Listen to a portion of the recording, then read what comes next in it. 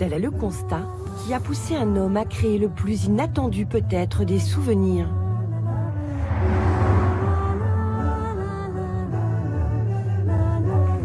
En Provence, une montagne aride balayée par les vents. Le Mont Ventoux. Le Mont Ventoux est une légende dans le monde du vélo.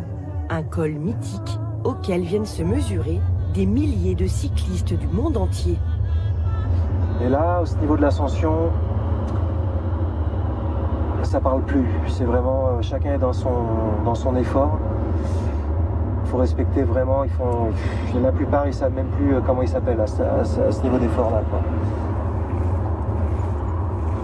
On peut comprendre qu'en effet, une fois arrivé, on a envie de ramener, de garder quelque chose de cet effort. Philippe Guigon, lui, n'aime pas pédaler. Pourtant, sur ces pentes, il y a 10 ans, il a eu une révélation. Moi, je montais sur le sommet pour essayer d'avoir des images sympas de l'antenne, point culminant, avec des premiers plans. Donc, je m'étais servi de ce genre de mobilier urbain, la borne kilométrique. Je me suis rendu compte qu'elles disparaissaient, ces bornes.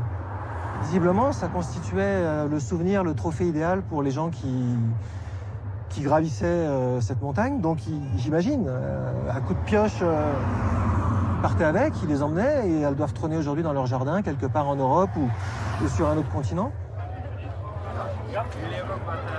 Philippe a alors une idée simple, fabriquer des répliques de ces bornes et les vendre dans la boutique au sommet du col.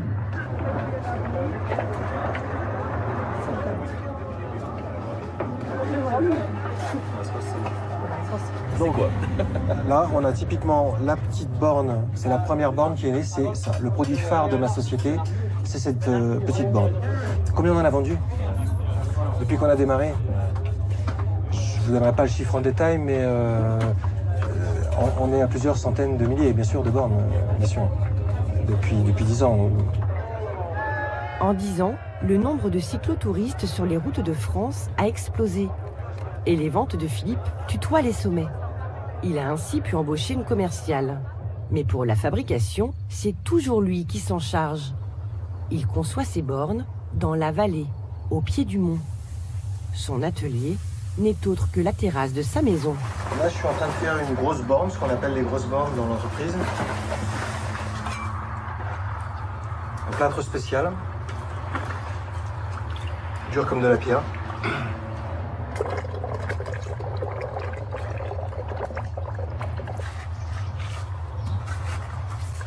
Hop.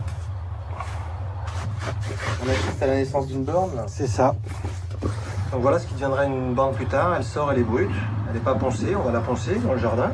La phase numéro 2 après le coulage, c'est la peinture. Et la phase numéro 3, c'est le marquage. Le filon de la borne est presque inépuisable. Philippe en vend désormais sur tous les grands cols de France. Vous roulez sur l'or aujourd'hui? Non, je roule pas sur l'or. Je roule pas sur l'or, mais j'ai un confort de vie en termes de temps. Les roses, ça fleurit une fois par an. Si on vit 80 ans, on va les voir dans le meilleur des cas 80 fois éclore.